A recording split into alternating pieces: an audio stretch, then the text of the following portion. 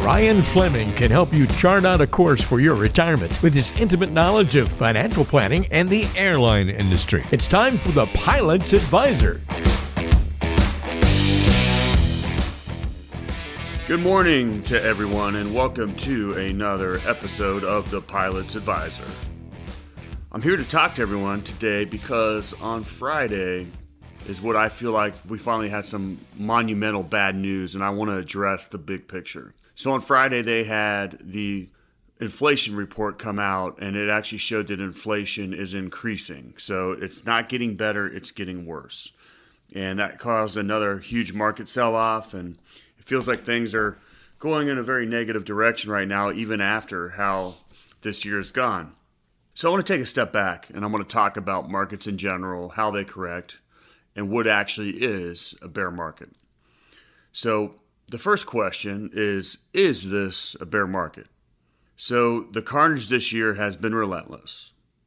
The S&P is flirting with the bear market territory, and I want to look at history and find out what history can tell us about the severity of bear markets, and also if the index continues to fall, what should investors do next?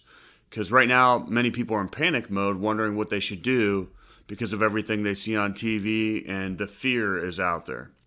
Some investors assume that the term bear market got its name from how bears attack their prey, but it actually originates back from when bearskin traders in early America.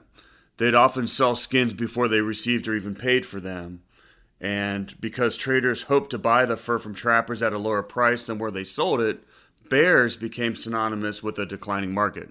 So when we talk about a bear market, we talk about a declining market.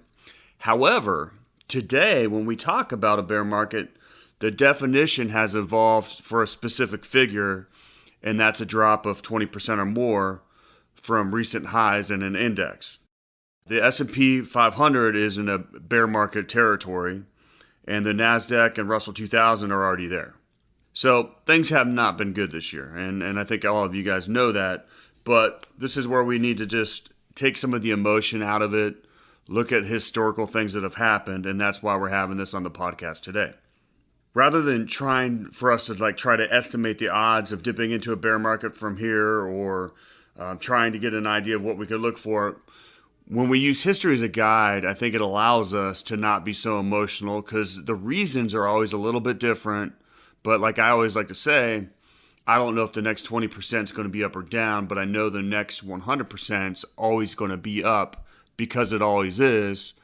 And that tells me that regardless of how bad things seem, this will turn around, it will come back, it always does.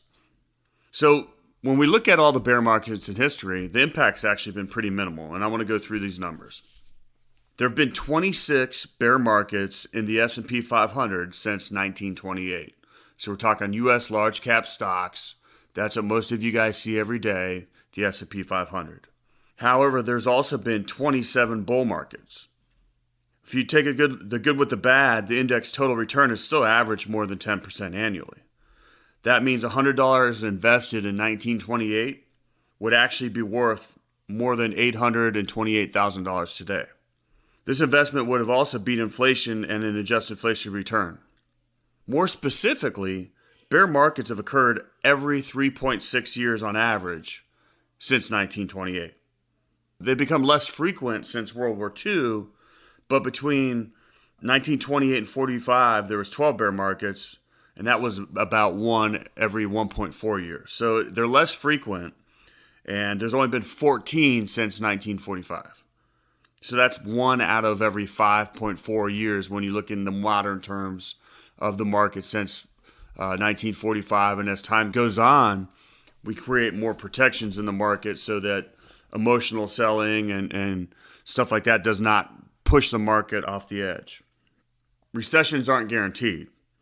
There have been 15 bear markets since 1950, but only 8 of them predicated a recession.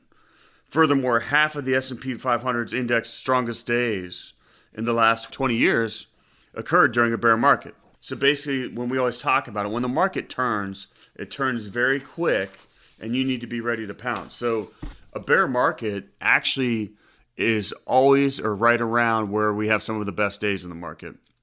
And we never know when a bear market is going to arrive or when it's going to end. And we also don't know how much return we're going to forfeit while we're waiting on that. Because as much advice as there is about being greedy and when others are fearful, there's just as much out there about how the market timing doesn't work. So it's a tough game. And that's why I always look at a bear market. If I'm not taking income, this is an awesome opportunity because I'm going to buy in when the market's way down. It's going to come back because it always does. So when it does come back, regardless of how much the market's down, I'm going to get that return eventually. So we prefer to remain invested for this reason. And it doesn't mean we're going to let the opportunity pass us by either. In investment strategy, we're constantly watching the analytics to know when the momentum in the market starts coming back. We're trying to attempt to get profit rather than fear from others. So buying securities that are on sale is an amazing thing. And we rebalance, we unemotionally rebalance, and we adjust our allocation accordingly. And of course, right now, equities are way down, and there's an awesome opportunity out there. The bottom line is this. Bear markets have historically been some of the best times to invest your money or allocation in your portfolio. Do what others aren't doing. When people are selling, we're buying. If the broader market dips into a bear market down the road or it keeps going down, think about it a little bit differently and try to think about it as an actual opportunity. Thanks for listening to the Pilot's Advisor. Hey, if you're ready to have clarity and thrive in your retirement, you're in the right place, and I've got another resource for you to check out. Go to retirepilots.com. That's retirepilots.com, and look right there on the homepage. You'll be able to click Get My Free Toolkit. What this is going to do is help you get for free Ryan's Retirement Toolkit. This is going to include his 2 books, The Pilot's Advisor and Pilots Retire Early, revealing the 9 critical decisions when retiring and the 7 lessons to save your retirement. If you're ready to retire early or engage the autopilot on your 401k, these are the books for you, and this is the toolkit for you. Not only does it include the books, but lots of other goodies packed into this free toolkit that'll be sent to you ASAP. All you have to do is go to retirepilots.com. That's retirepilots.com. Click on the Send My Toolkit button, and we'll get it in the mail to you shortly. It's a great starting place for any pilot to begin their retirement journey. Go to retirepilots.com.